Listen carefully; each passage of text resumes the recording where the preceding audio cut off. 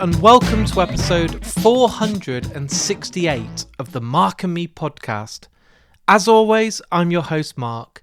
Now today's guest, and I'll say it right away, even before we're 30 seconds in, is truly my favourite interview that I've done this year on the Mark and Me podcast. I'm joined by someone that I truly believe is an absolute genius, an incredible producer, an amazing songwriter, and just all-round great human being. I'm thrilled to announce that today's guest is the one and only Daniel James. My God, we hit it off straight away. It feels like, and I'm not being cheesy, we're like best mates catching up, and it's just a beautiful, wonderful interview celebrating all things about music and especially Jeff Buckley. But genuinely, we get to talk about the greatest singer on the planet right now, Hayley Williams, also probably my favourite songwriter on the planet. We get to talk about what it was like to work with Casey Musgraves. We get to talk all about his career, all the stuff that's inspired him, and the future ahead. He's an amazing person, and the interview will be coming up in just a couple of minutes' time. But before we get to that interview, let's quickly touch base and talk about my last episode. It only came out 2 days ago and was with the actor Lou Temple. Thank you so much to all the great fans out there for sharing the episode. Thanks to Lou who took the time to share it. And all the new fans, I saw loads of Walking Dead accounts and all these different movie sites and blog sites sharing it. So thanks to each and every one of you for taking the time to listen and obviously sharing this episode. It means the world. But let's get to today's interview. We are going to get deep. We're going to talk heavily about Ego Death at a Bachelorette Party, which is my album of the year. Hayley Williams is a genius, and it's so great to kind of sit here and do this great interview with Dan. He's so much fun, and I think the best thing to do is actually just get straight to it. Otherwise, I'm just going to keep building it up and never get there. So, here is me and the wonderful Daniel James.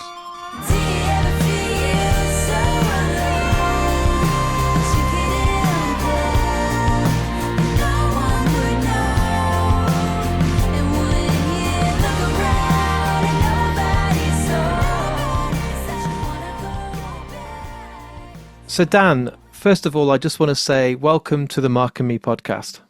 Thanks for having me. Happy to be here. It's an absolute honor to have you on. And what I do with all guests, and I've never changed this, Dan, even from the very beginning, is I always like to kind of go down memory lane. And when you're a kid, let's go really, really far back now to the very early days.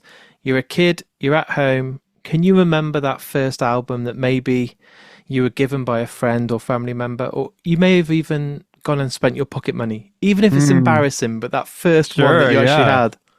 Yeah, I mean, there's a few that come to mind. So a little bit of a backstory. I grew up in a very religious household, so there's a lot of that sort of music and also a lot of classical. But weirdly, the record I was obsessed with as a kid was the Chariots of Fire soundtrack. Wow. By Vangelis or Vangelis, I never know how to say it, which is a very random thing for a kid to find and to get into.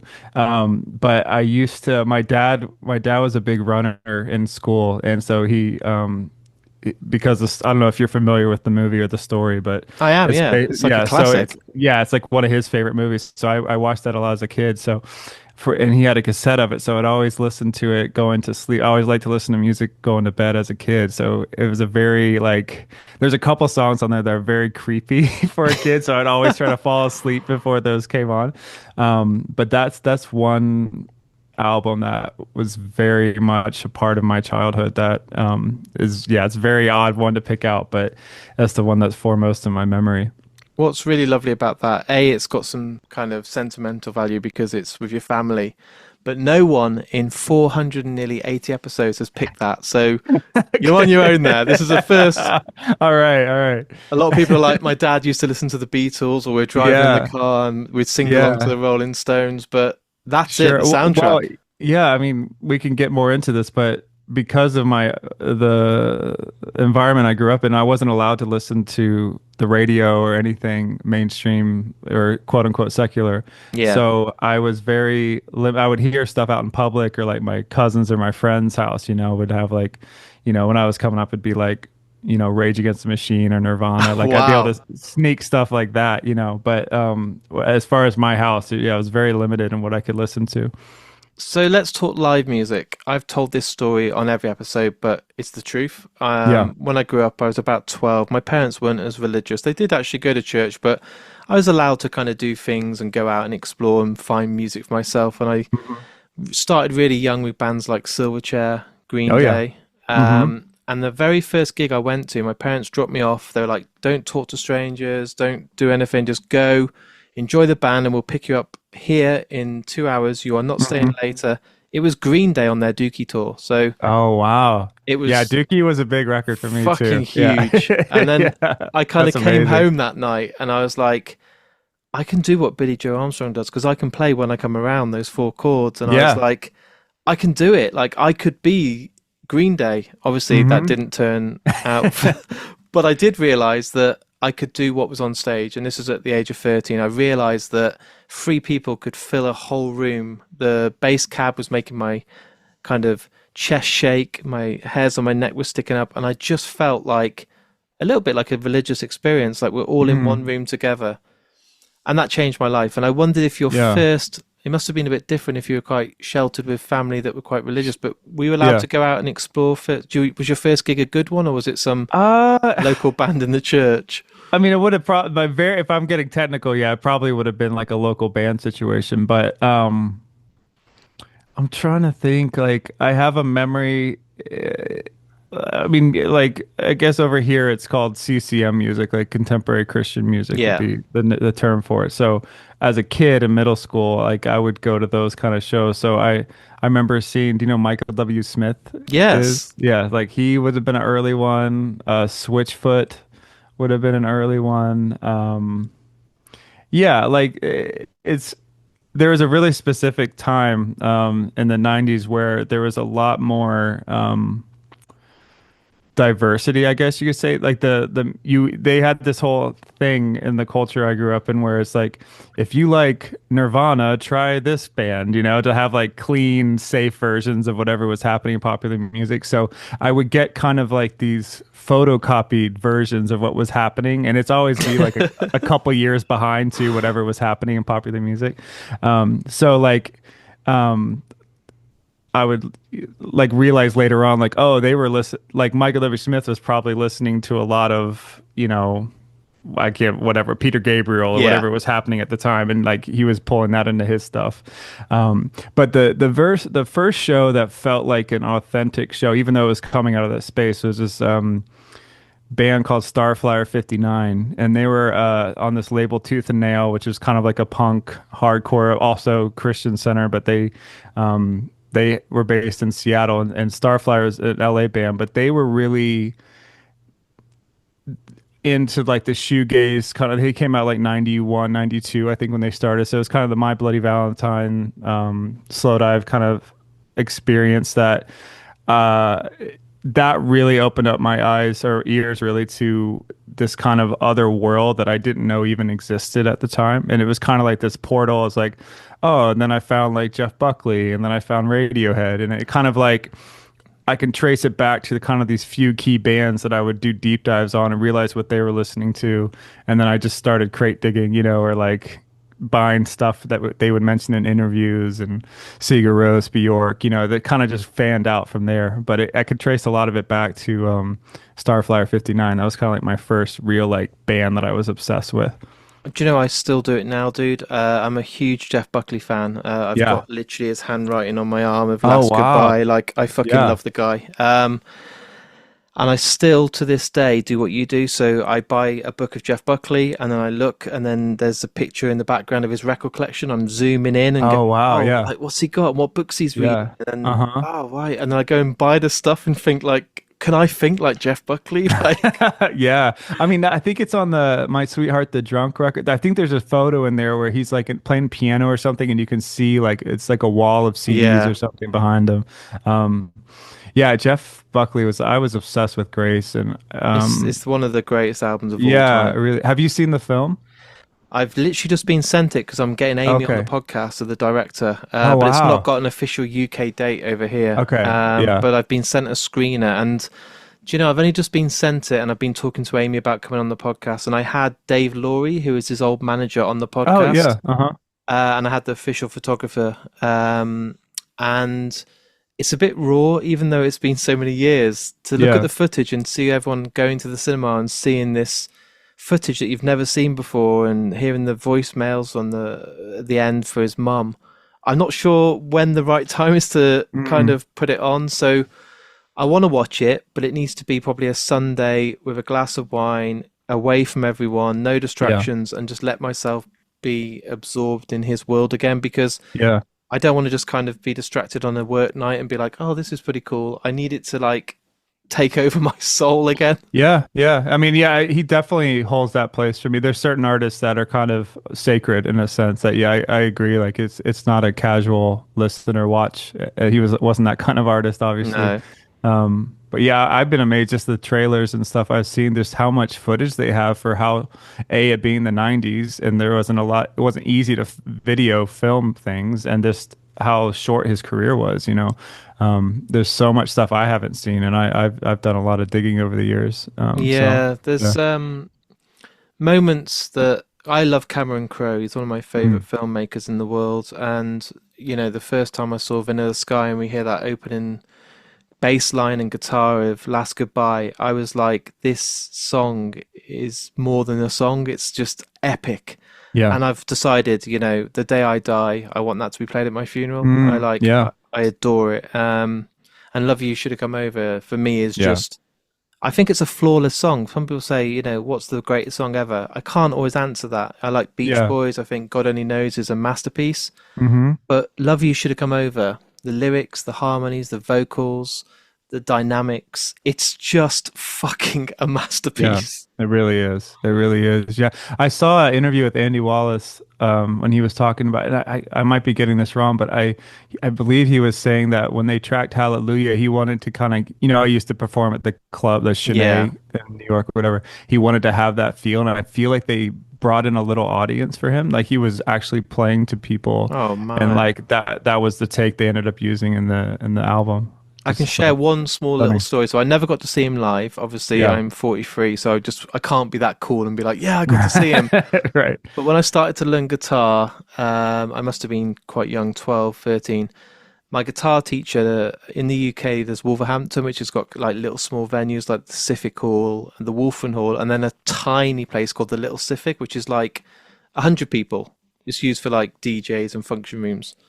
He went to see Jeff Buckley before he was massive, before he Yeah. played Glastonbury.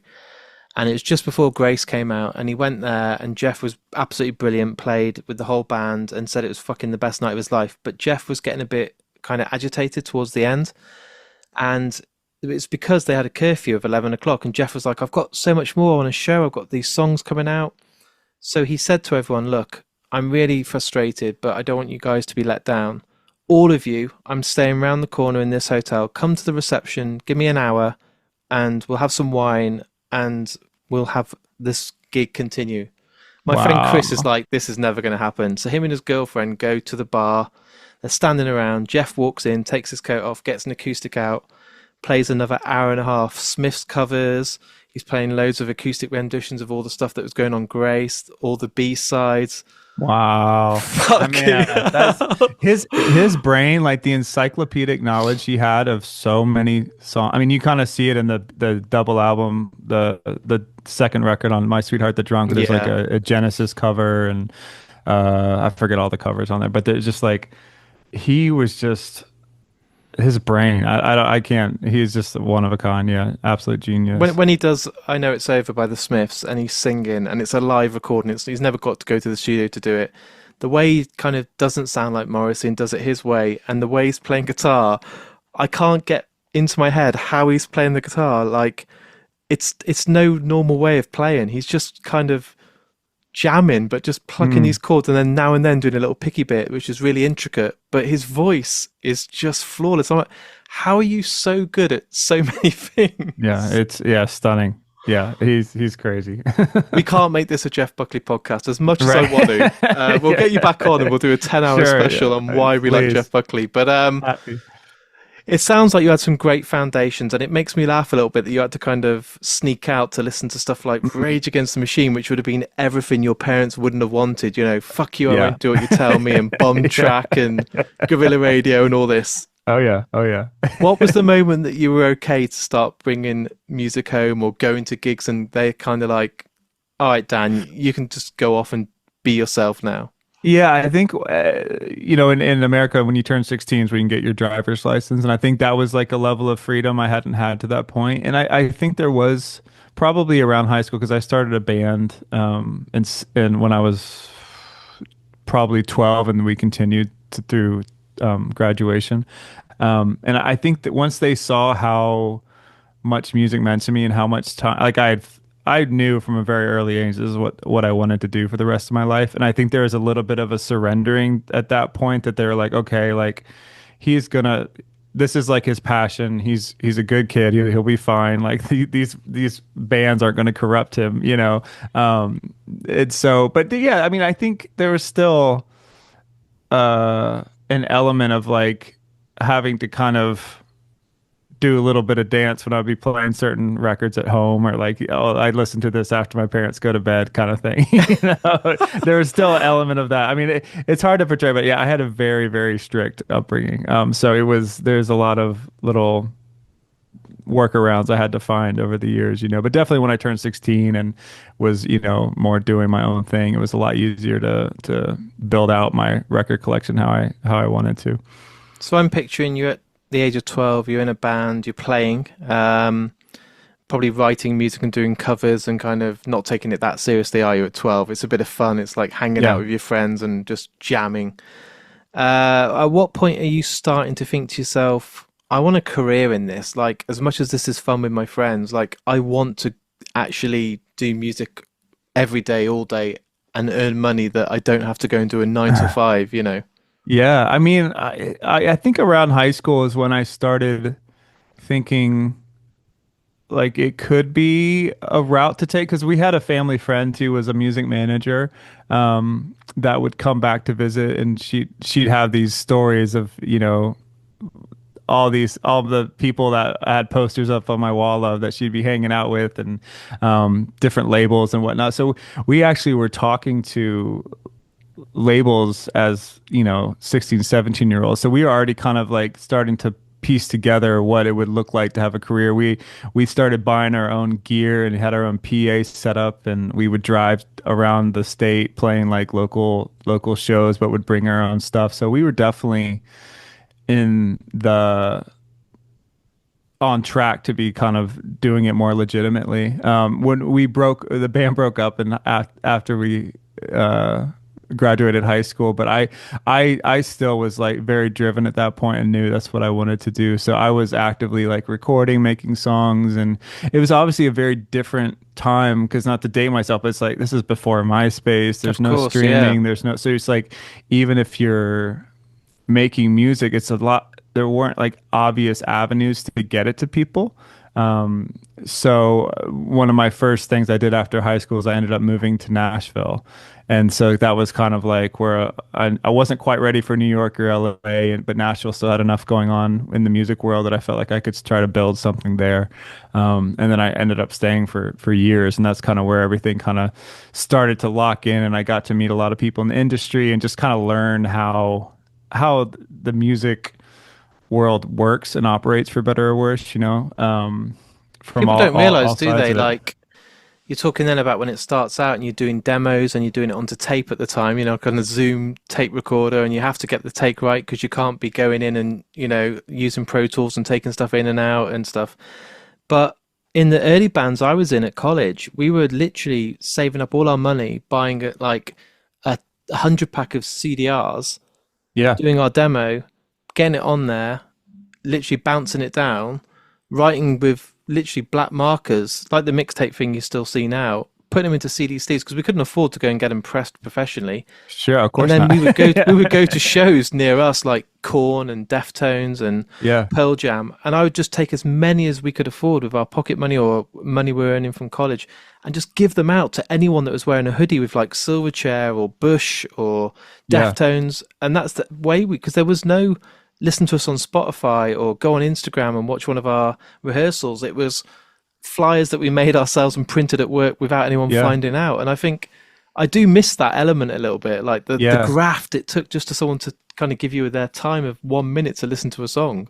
Yeah. Yeah. It definitely, you had to work a lot harder for it back then. And I mean, not to diminish the work people do now, but No. yeah, even like the poster thing, like I would have to print, you go to get like 50 photocopies of the show poster and literally spend half a day driving all over the city trying to hit the spots where like people that you think might like your band would live or see it, you know, And then you walk back you're like, later when you finish yeah, after lunch and the people have taken it down yeah, and you're like, they're already written fuckers, down. it Exactly. cost me Man, 7p. exactly. Yeah, it was just it was a weird. I mean, looking back, I'm like, I don't know how anyone got anything done. No. It was just like I watched. I'm a big Nick Cave fan, and Oh, he's one of the there's this best. old documentary from the '90s. I forget which one. He has so many. I forget which one it is, but he literally the bus had to pull off to a truck stop, and he had to go to a payphone to like, or sorry, not him, but the tour manager to call the venue ahead to advance the show from like a gas station. You know, like I'm like, how, and like you just hope the guy answers so that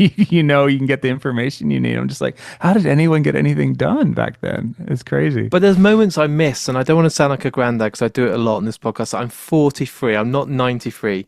But there Yeah, was these moments that were so magical. Queuing up for an album to be the first to get it yeah, because there was hmm no streaming. So you'd yeah, wait. I remember buying Silverchair Freak Show, queuing up at like 6 a.m., even though the shop didn't open until 9, but other Silverchair fans coming together and being the first to grab it and be like, oh my God, and looking at the inlay and smelling the paper and reading the hmm lyrics, getting home and being like, oh, because there was no singles. There wasn't these yeah, like massive, because it was an Australian band in the UK. So it was like you might have heard one song on the front of a magazine with a mixtape kind of compilation, but it was so exciting.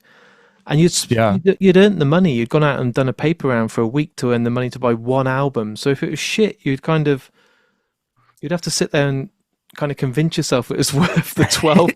Exactly. You had to get your Like, money's this worth out album's of it. terrible, but I have to like it because Yeah, I didn't buy Metallica for this. I didn't yeah. buy Pantera. I spent all my money on this one.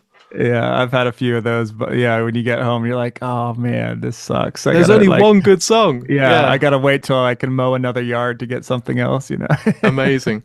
Yeah, So yeah, coming from the religious family, probably quite strict parents, and a bit sheltered, if you don't mind me saying, because you were kind of kept to like, we don't want you going out and doing this at a very young age. yeah, The moment you turn around to your parents and you're saying, I want to, a career in music, I want to go and perform, I want to go out there, I want to go to Nashville, I want to go and make a name for myself in the industry, which is so hard to break through in. Were your parents like, son, like, this is fucking terrifying because this is no parent's dream. This is a nightmare. Like, it's so hard to make it in this yeah, industry. You could be saying you want to be a film star. Like, this is scary for us parents. yeah. I mean, the really unique thing about my parents is that as strict as they were, they have been nothing but supportive of this from day one. It's kind of it doesn't seem like it would go together that way, but they've, especially early on when you're lucky to make like $1,000 every couple of months just to pay the bill. Like they would help Yeah. me financially. They really early on they bought me like a computer so I could record, and I'm definitely a benefit, or I've definitely benefited a lot from their support. And they never once like sowed doubt in me or like maybe you should go, because I dropped out of college to do this, like, or university, and there was never they never gave me any grief about it. They've always just like trusted that I know the path I'm supposed to be on, and they never made me question it, which is a huge gift because I know that's not the case with a lot of people. Um, It's beautiful, isn't so it? It's such a yeah, beautiful moment. yeah, it really is. I've the older I get and the more stories I hear, I've only grown to appreciate them more in that respect. So I think for whatever reason they never seemed to be too worried about it. They were okay, and So you didn't feel any pressure, Dan? You weren't like, I'm dropping out of college, so this isn't what you're gonna Yeah, want to no, know, you it know? wasn't. Yeah, you hear those stories like actors, like if I don't make it within a year, I'll go back to get my Yeah. degree. It was never, there was never any ultimatums. There was never any pressure like that, which I'm very grateful for because, it takes, some people can snap right into an amazing career, but it can take a long time to like build up the relationships, to have the right records, be in the right rooms, to really get to a place where you have like a stable career you can depend on. That's definitely in my case. It took a long time to get there, and if I had that pressure, that ultimatum, maybe it would have forced me to move differently through it. But I'm really grateful for the pace I was able to move at, to kind of like just accumulate things in a manner and a timeline that like felt comfortable for me, and I never felt like too out of my depth, like I was able to kind of just keep adding things onto my plate or like responsibilities or push myself, whether it was like performing in bands or playing in a bigger band or producing an artist or co-writing with an artist that had already had some success. If I had just launched straight into that, I probably would have floundered. But I think because I was able to do it in such a spread out timeline, it really allowed me to grow at a pace that was manageable. So were you, obviously I don't know your whole background. You've gone to Nashville, you're learning the tricks of the trade, you're meeting people, which is the most important part of the business, building Yeah. relationships, trusting in people, and you're obviously really known for being, in my opinion, one of the best producers out there. And Oh, thank you. I truly mean it, dude. That's why I reached out and wanted you on this podcast. You're fucking. It's hard because I don't want to sound like I'm kissing your ass, but you're so fucking good. And Oh, thank you. were you self-taught? Did you teach yourself? Were you trying to get as much experience in studios as you could as like assistants and engineers, or were you just kind of reading books? Because there wasn't every YouTube and book ever to teach you how to become a producer, was there? Yeah, yeah, especially early on. I mean, I never actually had the studio route. Like a lot of people will get an internship and then, assistant engineer, and then finally get the full-time role. Yeah, it was a lot of just, well, what started, I always wanted to be an artist first and foremost. So a lot of the core energy I was spending was on building an artist career, which opened up a lot of cool doors. The band never did anything, but it was kind of ended up becoming a sort of, I guess, for lack of a better phrase, like a calling card that like friends would hear my solo music and be like, "Oh, would you want to do something like that on my record? Or could we write together because I like this thing and maybe we could make something cool, just the two of us or with a band or whatever." So it was more just like I was in this focus of like, all right, I got to make my band grow and be huge. And then all this other stuff just started accumulating alongside of that. And eventually I kind of made this conscious decision to kind of like table the band and kind of spend some energy more with these opportunities that were becoming because of my solo stuff, Yeah. if that makes sense. So it was successful in that regard, but not in the way I had wanted when I was, starting out. Um, so because of that, I kind of would just like find myself in studios or playing on people's records. So, and I would just kind of pick things up along the way. I never had like oh, I spent 5 years at this studio Yeah. working under this person. Like I never had that situation. But yeah, I would just read books. I obviously just listen to a ton of records. A lot of it was just trial and error, just like hearing something, be like, how would they have made that? And just trying to reverse engineer stuff. And again, before YouTube, it was very, Yeah. very challenging. But I think a lot of my path has just been very haphazard and kind of just me being open, trying to stay open, I guess, to like opportunities or like left turns that might not have been the original plan, but like there's enough interest there that it's like it makes me curious to try and just explore things for a season, and then that opens up this whole other world. So yeah, long story short, it's just been very make it up as you go along kind That's of cool kind though, of isn't it? path. Because Yeah. that's the best way. Because I suppose Yeah. you learn then a lot from your mistakes and things that don't quite work out because you've taken something, tried it, got your hands dirty yourself, and thought, actually, let's just try something else, or let's do a bit of research and find out how they did it. And it's always kind of evolving as a person. Yeah, and because a lot of the early on, especially I was in a lot of more like support roles, I was able to kind of just observe and like see, take things that I think, oh, that's a good way to do this, or like that interaction could have gone better. If I was in that position, I would have tried that. You know, you kind of get these way to like observe and like test run different scenarios without being the one responsible for running the full thing. Yeah, And so that was like a big part of my education because as I'm sure you gather, like there's so much psychology in managing yeah, production work and dealing with massively. artists, and I'm a huge nerd about that sort of stuff. So like I find that really interesting, but it only comes, you have to kind of accumulate it over time. And yeah, there's a lot of like learning from mistakes and like having conversations or being, I've been worked on records that were kind of a disaster, but I'm like, okay, no, I'm never gonna do XYZ again to avoid being in that situation, you know? So it's just, there's a lot of it you just kind of have to learn by doing. Was there a moment for you when it felt like something had changed? Maybe it was a certain album that you were programming for, or working on the strings, or even writing or producing, but it felt like the turning point. It felt like, fuck, this feels a bit more serious. This feels like, like I'm making it. Like this is Mm, really feeling like this could lead to something, because you can get involved in projects, you could work with bands, you could work with artists and kind of enjoy what you're doing.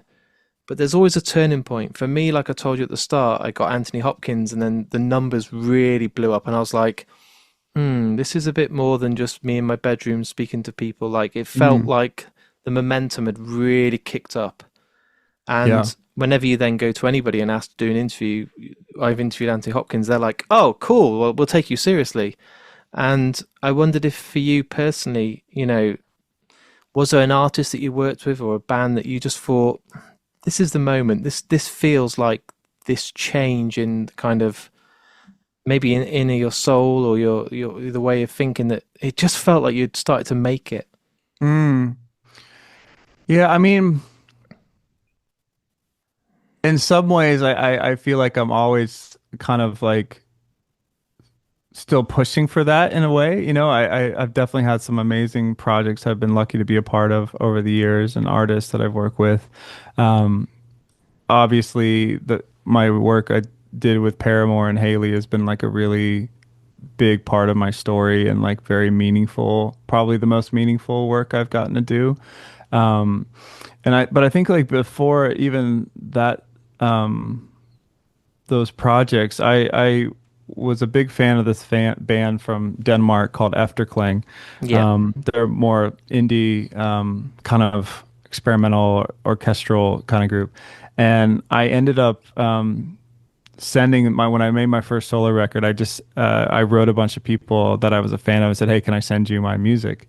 And they were the only people that ever responded. And they had a little indie label at the time in Copenhagen, and they wanted to put out my first record. And through that, we became really close friends, and I actually joined their live band for a number of years and got to go all over the world with them. And that was the first kind of experience where I felt like the childhood dreams were like actually coming true. You know, like I was like, I'm playing this crazy theater in Berlin. You know, I'm like from this tiny town in Virginia on the East Coast, or like I'm in London playing for like 1,000 people, this weird orchestral music that I love with these people that I love. And it's like these very surreal moments. And like we did like a tour with the National at one point, who are one of my all-time favorite bands. And I'm just like, man, like I can't believe I'm here. You know, Yeah. it's just like, Pinch me now. Yeah. yeah, like every night we'd all get on stage together and like sing a record off High Violet with the last song on High Violet, and it was just like, this is surreal. Like, how did Yeah. I get here? You know, because to me that was like the top. You know, Yeah. it's like You peaked already. yeah, yeah.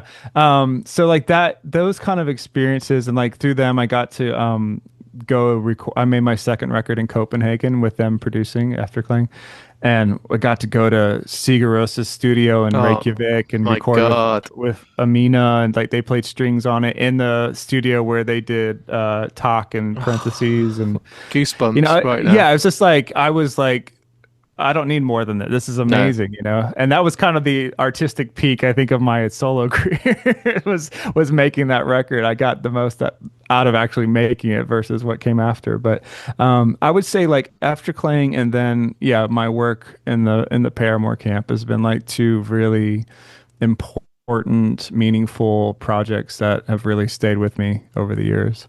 Obviously, I want to focus and talk about Paramore and Haley, especially with the new album, but doing the string arrangements for 26 with Paramore, was that Mhm. kind of the first introduction to actually meeting them? Because I don't know the story. Like, obviously, you and Yeah. Haley now are like best friends and recording and going Yeah. to London and all this. But Yeah, before all sure. that, where it all started, was it a kind of a we'll bring you in, we'll do the string arrangements for Paramore, hi guys, and then you kind of hit it off and felt there was more than just a this kind of job of just coming in and doing a process and leaving the studio?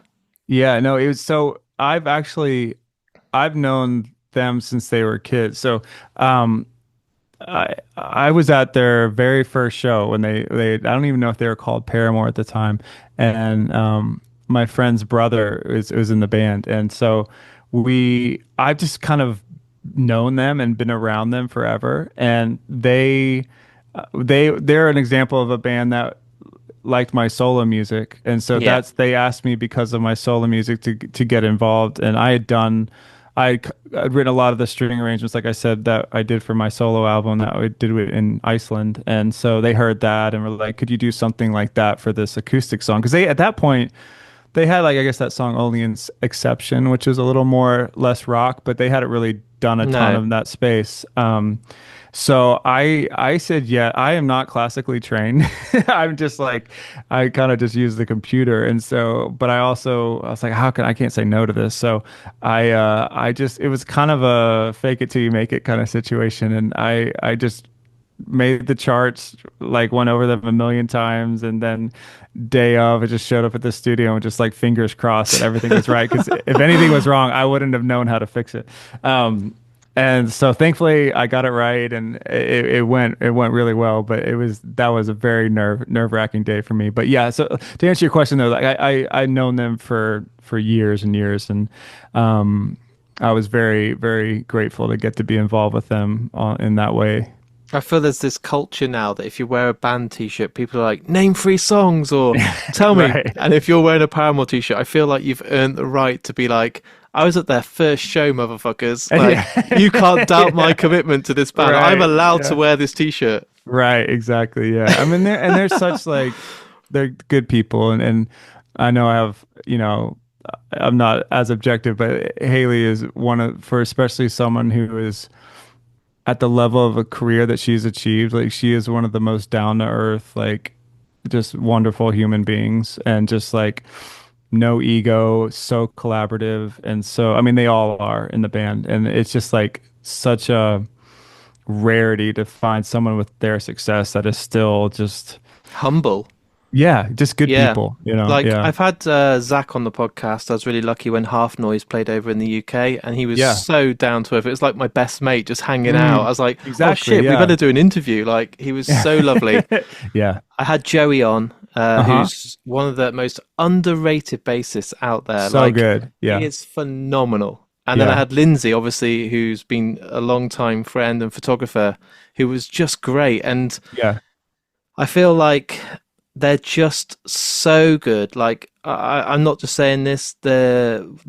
I quote them on every podcast. Them and Thrice, because they're the bands that evolve. And every time I Mm, listen to their records, they never sound the same, and they never play it safe. And yeah. they're under so much pressure and the limelight, and they can, you know, this is why that's the last Paramore album, isn't it? Yeah. Yeah, is just them doing what they want to do. And it's like, Mhm. it's not doing the emo sound that the fans still want to hear from 20 years ago. They're like, yeah, Yeah. we've evolved and we want to play a bit like this, and we want to try and fuck around with, you know, different tempos and timescales and everything. And it's like, this is amazing. They're doing what they want. But Hayley Williams, truly, I don't think there's probably a better vocalist or songwriter on the planet right now. That's my Mm, opinion. I won't Ab- disagree. Absolutely flawless. I'm very jealous Yeah. because you also got to work with Casey Musgraves, who Yeah. something about Nashville, but Casey Mm. Musgrave's album for me last year was just, Yeah, she's another how do rarity. you Yeah, do that? and it's such an amazing writer too. Yeah. But Haley, I take it after you worked with Paramore, um, it was very kind of under wraps and no one knew. But with Flowers for Vases that came out, was that the kind of moment that you thought, let's not just do string arrangements for Paramore, let's dive a bit deeper. We've probably got a bit of a relationship building now. I can help with Yeah. production. I want to help with writing. And you probably got this friendship and this kind of respect where it might have just happened without even knowing. Yeah. Well, so I guess I guess it was after Laughter, Yeah. Haley decided to make the Pedals for Armor record. And Yes. so I wrote with her and Taylor a couple times, and we got there's like three songs on the record from those sessions, and that was kind of the first time I'd worked with Haley in that way, in more of a writing kind of way. So when basically the second solo record, which is Flowers for Vases, that was just kind of it it was more just like a COVID thing. So like it was like everything was shut down. She can't help it. Just she's always writing, so Yeah. she had this kind of accumulation of songs, and we decided to just kind of make a record, the two of us in her house, and so As you do. that yeah, that Yeah. was kind of like a very she played every single note on that record. And That was people a big don't thing for know me too. this, the Yeah, drums, the guitar, the bass, the yeah, harmonies, the backing everything. vocals. It's like Yeah, Dave Grohl for the first Foo Fighters album. Like, yeah, it's all exactly. you. That was a big, I think I really pushed for that. And I wanted people to see that I mean, she's obviously an amazing singer, but like she's such an amazing musician and Yeah. creator in every respect. So, and by nature of it being a home studio and recording, like it just kind of lent itself that way anyways, and being COVID or whatever. So we were trying to just not involve anybody else essentially. So that record was kind of, a further step in our collaboration. But in that sense, she had already written everything and she played everything. So that was kind of the backdrop of the ingredients that went into that record.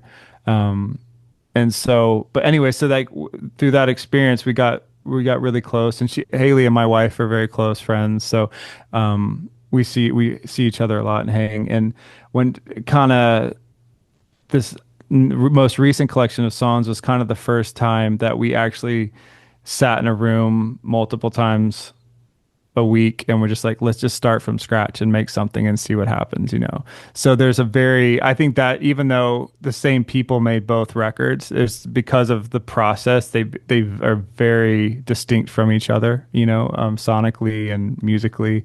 Um, and I love both of them, but yeah. You must be so proud of Ego Death at a bachelorette party, because I'm going to call it Ego Death for the rest of the interview because I'm not No, going to that's keep fine. saying It's a that. mouthful. We Um, call it ego. yeah, Ego Yeah. is at my album of the year right now. Like, Wow, it's thank you. untouchable. Mm. The variety, and I know I keep saying, but the dynamics and the layers reminds me a lot of In Rainbows by Radiohead. I'm always Mm. like hearing different guitars and harmonies, and I'm in the car and I'm driving to work and I'm listening to songs and I'm like, no song on that album sounds like the next one. It's all Mm. Haley. It's Yeah. all from her heart and the lyrics and the themes, but you have heavy, you have elements of like early Hole and grunge and Veruca Salt and really kind of raw. And then Hmm. you've got stuff like Parachute, which could be an absolute epic masterpiece that belongs on its own album, just as it's like that Mm. 12 times. It's an incredible song. Mm. And to hear all these songs, I know they all came out as like 17 singles that came out as a streaming platform and then the announcement of the album, but that whole recording process must have been incredible for you, because it felt to me, and tell me if I'm wrong, but surely you and Haley had no kind of limits. You probably could be like, let's write and do what we want and throw it all together and not have any kind of, oh, we can't sound like this and we can't sound like that. It sounds like you were free to do whatever you wanted. Yeah, absolutely. Thank you for saying all that. I think what what we benefited from is that when we first started making stuff, we weren't making a record. There was no plan. I mean, Haley completed she's famously in this contract with Yeah. her label for years, and that had just ended with the last Paramore record. So she was free, and she kind of could do whatever. She could organize it any way she wanted, and we were just kind of writing. I think we both kind of needed a creative outlet at the time, and we had been living in LA. And she was actually visiting us and staying with my wife and I, and the big fires happened in California. Yeah. And so she ended up coming back to Nashville, and then we were kind of needed to get a break from LA too. So why don't you just come out and we could just hang for a couple weeks, and we can make some music too. And so we did that, and then like 6 weeks ended up turning into 6 months. Jesus. But yeah, but I think Let's just do another week. Yeah. Yeah. yeah, Cool. yeah. Well, we just started writing, and we just found ourselves enjoying being back in Nashville, and um, we I think from the beginning I was more interested in like having little sonic experiments just for fun, like to kind of to highlight what you were saying, because Haley has such a diverse musical background that is an ingredient of Paramore, but there's a lot else that gets is on the fringes that doesn't really make sense for Paramore. And so I was interested in like kind of exploring those parts of her story that she hasn't been able to express a lot. And then also interested in like, what does it sound like to mash these things together, because she's from Mississippi. She's got these like roots in like in gospel and R&B and like pop like Mariah Carey, Janet Jackson. And then she moved to Nashville, and she's got introduced to like hardcore and punk and like all these elements. And then she's got such an amazing just like way with melody that's very accessible, that works well with pop. So you're kind of like able to, there's a lot of threads you can pull from with her, which is so fun as a producer. And she's so up for anything that I think a lot of the more exciting or more like kind of wilder juxtapositions that happen in the record wouldn't have happened with an artist that wasn't so willing to just kind of like throw everything at the wall and just be willing to be surprised. It's like never once did she turn down an idea I had, no matter how like stupid it sounded, or like, what if we like take this piano song and turn it into a punk song? It's just like she was always just like, sure, let's try it. But you can hear that. It's like a pick a Yeah. mix of any ideas you want. And to go from stuff like Glum, which is that version that you both do in the park, I think you were in London recently. Yeah. That stripped down version of both of you on acoustics, dude, that should be recorded. Like, that is stunning. Though both of you Thank singing you. together, and the harmonies and the way you kind of both just gel. And there's kids just playing in the background that have no idea what's going it was on. perfect. It was perfect. I was like, yeah. oh, this is stunning. Yeah. And then you can go to the heavier stuff, you Yeah. can do whatever you want. And it shouldn't work, should it? Because it feels like a number of genres. But then when you're talking about Haley and coming from Mississippi and then going to Nashville and then having times in LA and listening to punk and hardcore, but also listening to melodic music and probably growing up with bands like Hole, it feels like that in an album. It's like, look, this is my life. This is my anthology. This is my story. This is this is what made me. And now I get to do it for the world. That's beautiful take. I really appreciate you saying that, because that is definitely what we were hoping to express, or at least create space to live, for that side of her to live, and to have freedom of movement, between all those different genres and influences and eras of music. So I'm glad it was able to translate. I think what's also nice is it does feel for you guys a little bit like a DIY project now. Look, we it's a bit of a 360, but we're talking about when we were growing up and we were making flyers, and while you were in London, there was this sort of exhibition where there was orange juices with the logo on, and you did an in-store out of the blue with just a poster with 11 o'clock tomorrow, and it felt again like going back to the roots of, we don't need to be having this huge corporate company and sponsorship and paying for ads on Facebook and all this horrible kind of business side to it. It felt like even the announcement was like, oh yeah, we got 17 songs coming out tomorrow and they're all Yeah. singles. It just felt Yeah. like you're doing it how you want to do it, but everything Yeah. about it, the music videos with friends and all of you going to like a club in London to make the parachute video and just doing it how you wanted on Super 8 cameras and cheap budget cameras. It just felt like it's raw, and it doesn't feel like that should be one of the most successful female fronted bands of all time with the budget and all the huge record labels for 20 years in the industry now can just Yeah. go, I want to do it like I was starting out. Yeah, I think Haley, if she had her way, she would be touring in a van playing like tiny clubs. Like that's where her heart is, and that's where she's always been.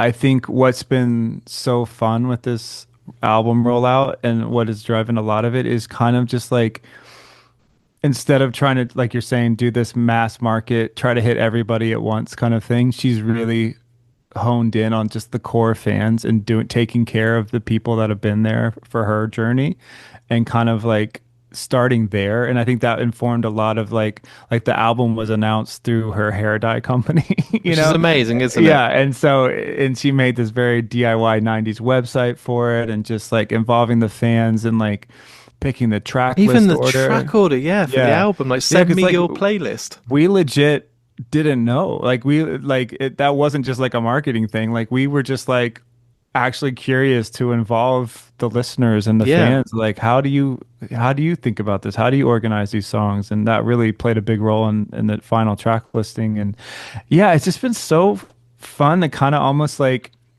I think there's a very small team around the record, and because she's self-releasing now, it can kind of there's not a lot of distance between an idea and its execution. Like even that stuff we did in London was like kind of like the day before, why don't we do this? And then we were able to do it because there's no red tape. That must feel so beautiful. It must feel Yeah, so like so much freedom that you can, with it being on Post Atlantic and just doing how you want. No one's saying, well, actually, we think you need to put this out as a single because we want so much hits, we want so many yeah, streams, we want the numbers. It's like, fuck it, we'll do what we want. yeah. No label would have let her put out 17 singles in one day. There's no way. That's And 4 years of marketing. Yeah. yeah, but like kind of what we were talking about earlier, where hanging up posters for your show or passing out CDs, like it was almost it. We knew like it was gonna be a little bit annoying to like have to make your own playlist and you have Yeah. to like kind of make people work for it, but at the same time, I feel like it it creates a different relationship to the music, and the people that really care are willing to do the work, and that's who you want to support anyways as an artist or like be supported by. And I think it's like sure there might have been like certain streaming metrics or things that could have gone differently if it was like an easy one stop shop, to break Yeah. the record. But I'm also like, I don't know. The older I get and the more I see how music moves through culture and especially on album rollout cycles and stuff, it starts to feel like there's just kind of this like track that everyone gets on and does the same podcast, the same Little little tick lists. Yeah. yeah, and everyone's on the same gauntlet. And not no disrespect. I mean, I watch those shows too. There's a lot of interesting stuff happening there, but it was kind of like, well, what else can we do? Like Yeah. everyone's kind of doing that. Like, why don't we do something for our fans? Why don't we try to capture that spirit we felt as kids going to shows and like going to basement shows or like seeing I don't know, improv punk show that just popped up in a parking lot. Like how do we create that sort of experience or relationship to this music in 2025? So that was Without a DeLorean. Yeah. yeah, exactly, Yeah. exactly. And obviously, you still need to involve how people like.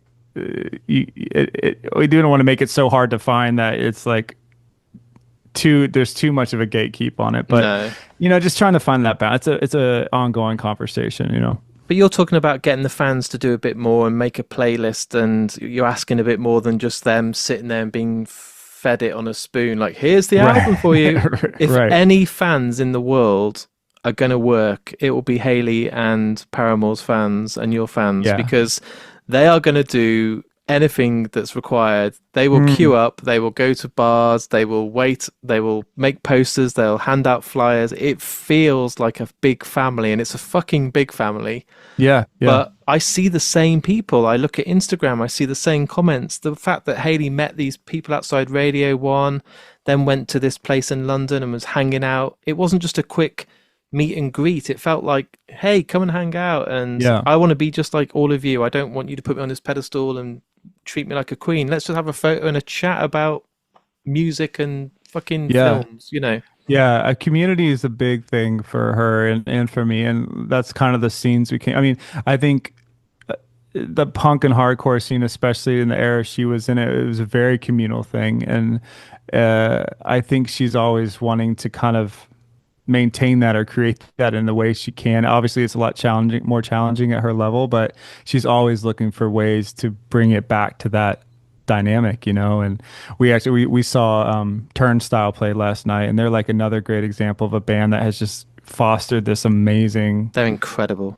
following and just diehard fandom that is just like so like I was watching the crowd almost as much as I was watching the band last night, and just seeing the energy, and it reminded me of like of the 90s where things felt a little unhinged and you kind of didn't know what was going to happen, you know. And like I've missed that.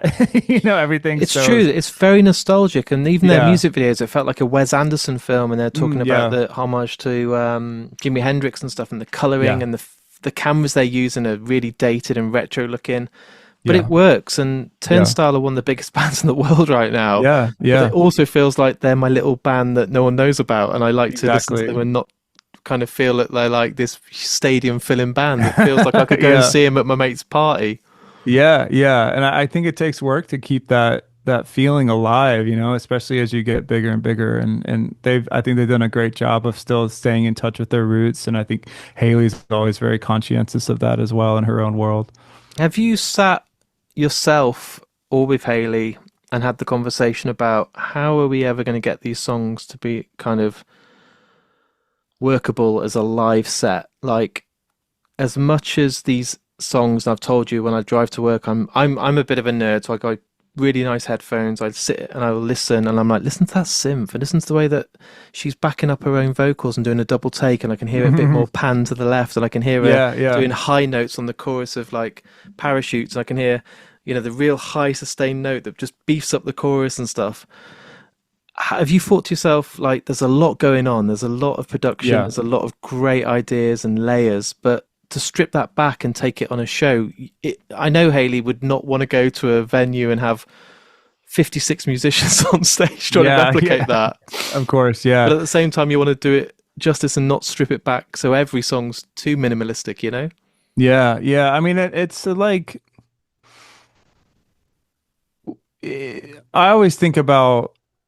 I try to think about performance as its own thing, and I always, I mean, going back to Jeff Buckley too. I was like, just he going to never- say, he Jeff. never played a song the same way twice, but Never.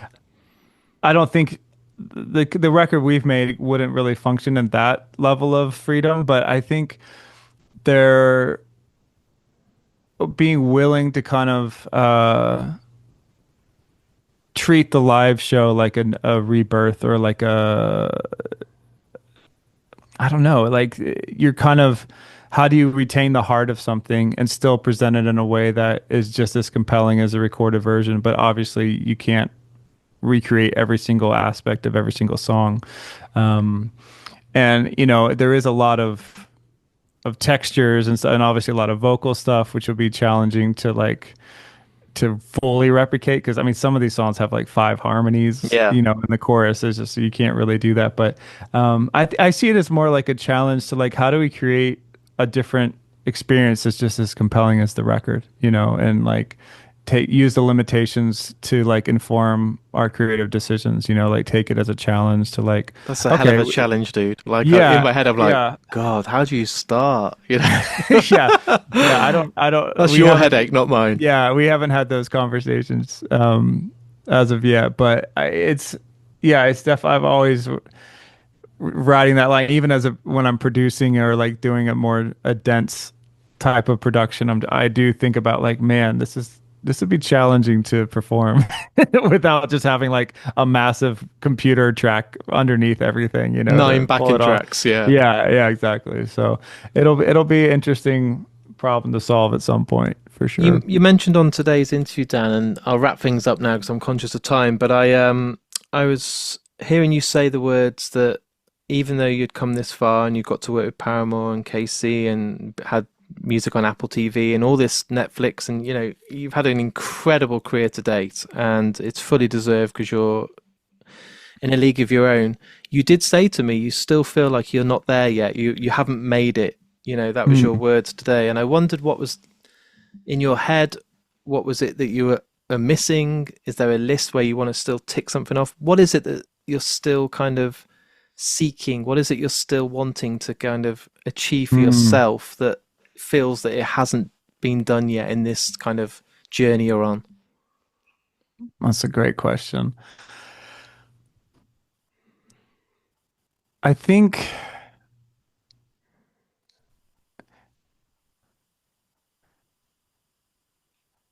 to me, it's probably almost like a never arriving kind of thing, only in the sense that there's so much I want to do. And I maybe in my head, I'm like, well, if I get to X, Y, and Z, then I'll feel like I've accomplished something or made it. But um, I think there's just so many other things that I want to try and see what I can bring to them that Yeah, I think it's hard to.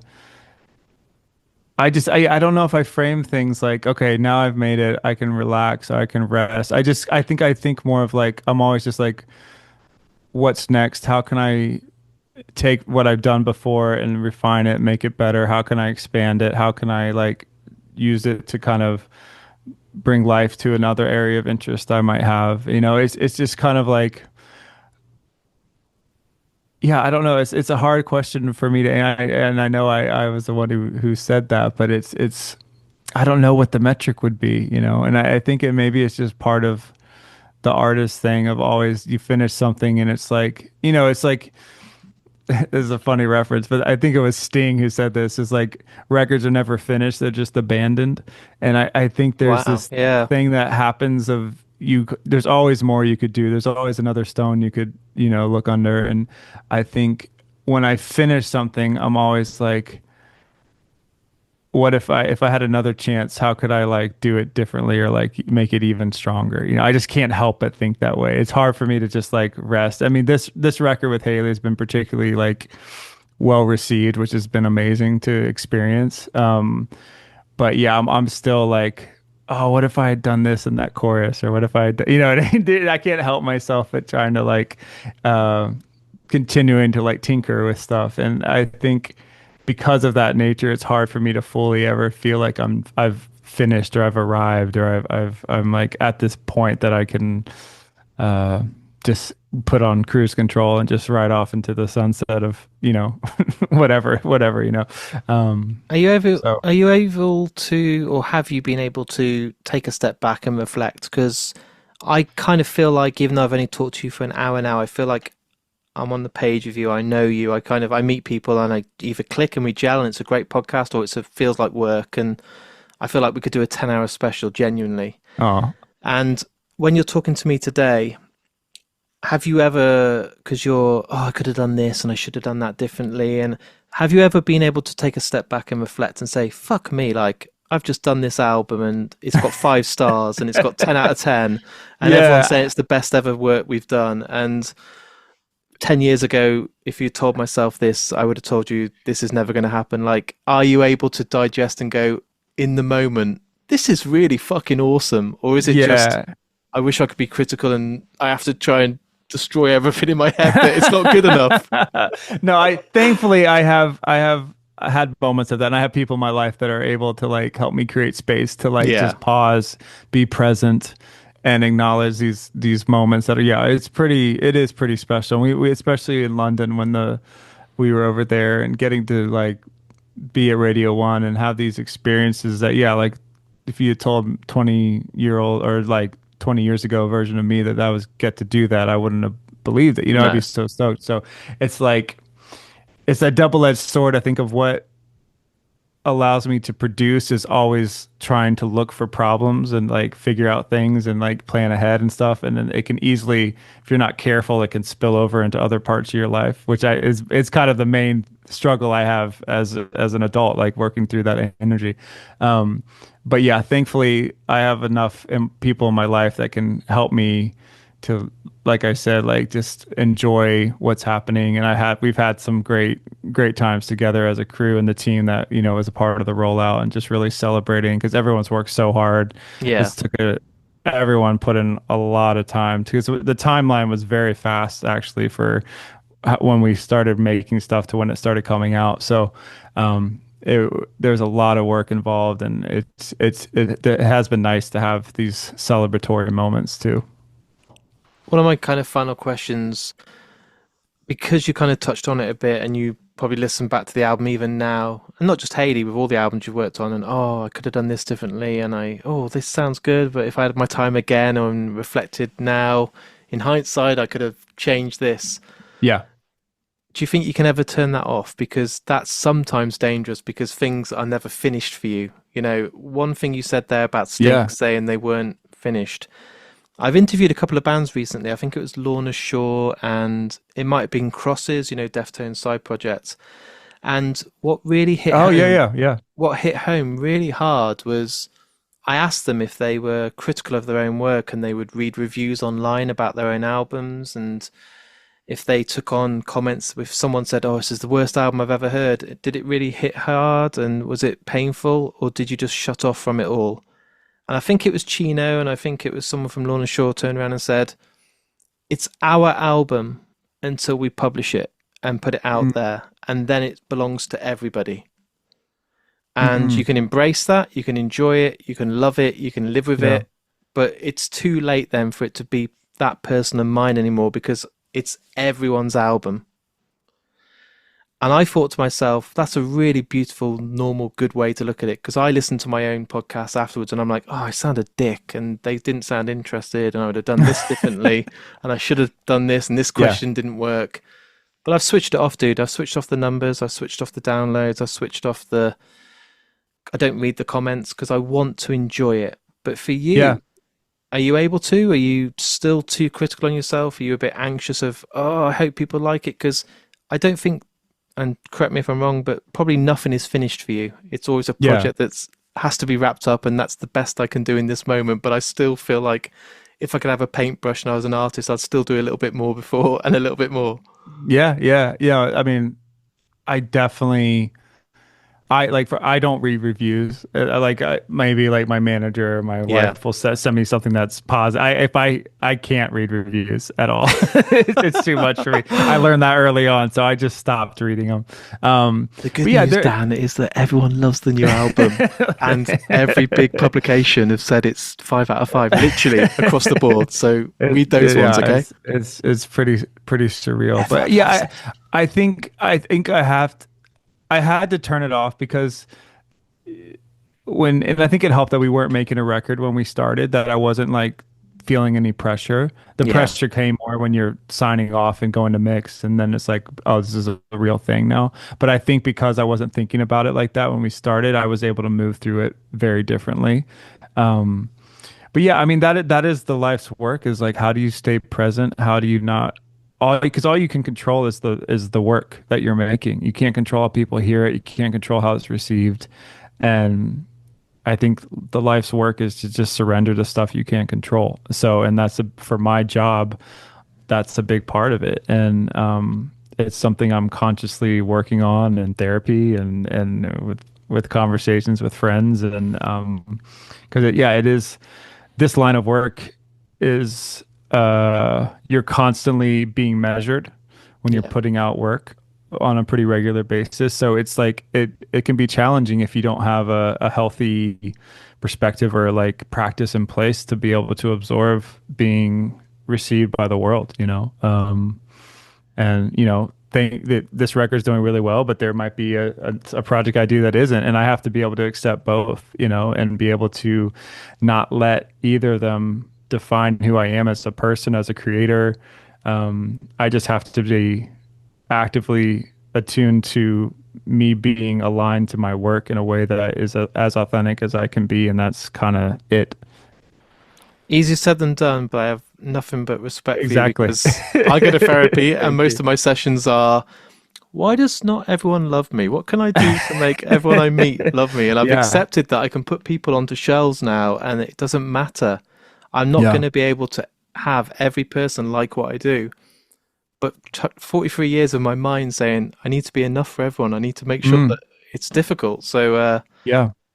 I'm glad Yeah. you're on the same journey, you know? Yeah, it definitely, and it's like you're carrying so many different eras of your life with you into the present, and some you might be in a situation where a 12-year-old version of you is responding, Oh man, and you're you too and you're you too, you're too and you close in my and head now. yeah, yeah. I mean, this is right. This is My right what I'm last session was what you're 9-year-old me. Is yeah, I need to pick him up and carry him and put him on my shoulders and protect him and see that we're yeah, okay and not be trying to shut him out all the time. It's yeah. heavy. Yeah, I've been deep in that work too. Yeah, with there's a therapy called internal family systems. I don't know if you're familiar with that, but No, but it's kind of like a version of inner child work. yeah. And it's been game changer for me. Yeah, I It's the text my mate after every session and say this is the best yeah, thing I've ever done in my entire life. Like yeah, this is everything. yeah. I couldn't agree more. It's been life changing for me. But yeah, it's a heavy lift of work to do. But yeah, good on you for doing it too. Yeah, I just wish I'd done it sooner. But then maybe Yeah, not because I needed to live that life to then realize I yeah, needed it yeah. now. So, yeah. Exactly, exactly. My final question, and I ask this to everyone that comes on, every single person that's been on, 470 people have been asked it. And Dan, I'm going to put you on the spot, okay, dude? All right. As this podcast is all edited and it's going to sound beautiful because we've got nice microphones, at the very end of the podcast, a song will be played, okay? Okay. And every single episode is different because I asked the guest that's been on the podcast to choose the song that ends the podcast, okay? Okay. The reason I ask it is because you can't get much more personal than the guest choosing a song. But you must struggle because I think there's probably 1,000 songs in your head. You can't pick one of your own. You can't pick Yeah. Haley. You can't pick a song you've Okay. written. Okay. Let But me what's think the through. song? And I'm not going to edit it and give you a 20-minute thing, or you email and text me tomorrow, or wake up at 2 in the morning and say, "How did I not pick Jeff Buckley?" Right, right. I'm But trying to think of what I've been really listening to what's the a song lot that comes to your heart? Because there is one that will come down truly before any other, and there'll be a Yeah. reason why it floats to the top. And it's difficult because I wouldn't know where to start, but I love it because we've had some crossovers. People have picked the same song, but for different reasons. Yeah. In 470 guests, only Bert, the singer of The Used, Bert McCracken, Yeah. picked his own song. Respect. Fair play. That is a power move. Never stop promoting. Yeah, that is a power move. Man, I'm trying to think. I'm always just listening to so much stuff. I've been really into this band from LA called Goon. So why don't we go with Goon? They're kind of like shoegazy kind of I don't know. I don't want to like put them in a box, but I've been really loving their new record. And they have a track called I think it's called Begin Here that I think it's the first track on their newer record, but I've been listening to that one a lot. It I feels like a love it. I love good it when title. someone picks someone I've not heard. So I'm like, who are Yeah. Goon? And now I'll Yeah. spend all night editing, and then I'll be like, Yeah. let's listen to a bit more by Goon. Oh, right, this Yeah. is ace. And next They're week you'll great. see me with a Goon tattoo, and I'll be at every show. Yeah, Best they're band ever. one of my Yeah. favorite bands right now.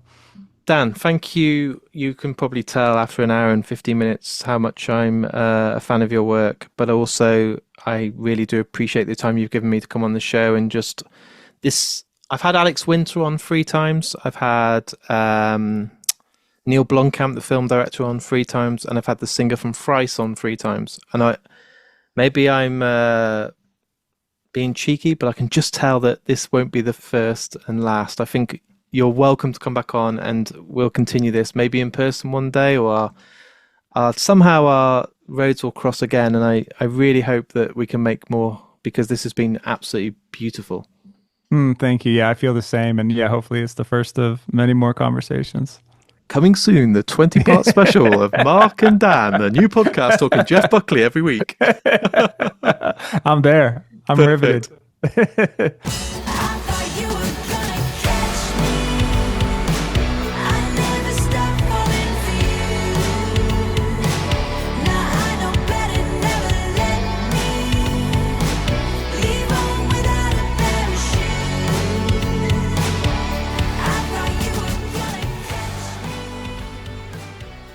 So there it is. There's my interview with me and Daniel James. What a great guy. Genuinely, I did not just say that at the end. I'm going to get him back. I want to get him on as much as I can, a Jeff Buckley special. Surely we should do more on other Hayley Williams albums and just music. I mean, the guy is a genius. If you haven't listened to Hayley's new album, my God, it's breathtaking. Every song could be a single. I love what she's doing. I love what Dan's doing. The two of them together are an amazing partnership. Oh, it's amazing. I'm going to keep saying amazing, but go and listen to the album and yeah, please share this episode, guys. I really love and follow a lot of Paramore accounts. I see so many of them celebrating and sharing anything to do with Hayley and Dan. So anyone that listens to this, please take the time to share it on Facebook, Twitter, Instagram, TikTok, whatever site you use. It costs literally nothing for you to do. You just click a button with your thumb or finger and just share those episodes on those social channels. It really makes a difference, gets more listeners to Mark and me. You know the score by now. I'm a one-man team. I record the episodes, I go out and get the guests, I edit them, I promote them. It's all me. So any support that you guys can give goes a hell of a long way.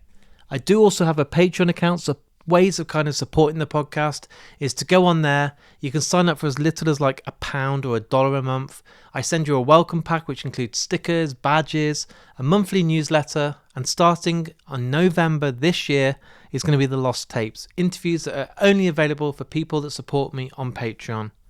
Also, I want to give a shout out to the sponsors of Mark and Me, Richer Sounds. If you want to listen to Hayley's album on the best speakers with the best deck or the best amp, go on their website or visit any of their high street stores. They won't be beaten on price and they're just absolute legends. And finally, Vice Press. If you want to get yourself a brand new movie poster by an amazing artist that's completely licensed by the best artists in the whole of the world, genuinely go on their site, add anything to the basket, add the discount code MarkandMe10 and save yourself 10% off your first purchase. Right guys, if you're listening right guys, thank you so much for taking the time to listen. Hayley, if you're listening to this, please come on Mark and Me. I think it's quite obvious now how much I want you on this podcast too. Dan, thanks so much for giving me your time. You truly are an amazing person and I'm glad we've kept in contact and I can't wait to get you back. I'm going to say bye. I'll be back in a few days' time with another brand new episode. So until then, look after yourself, take care, and I'll speak to you all very soon.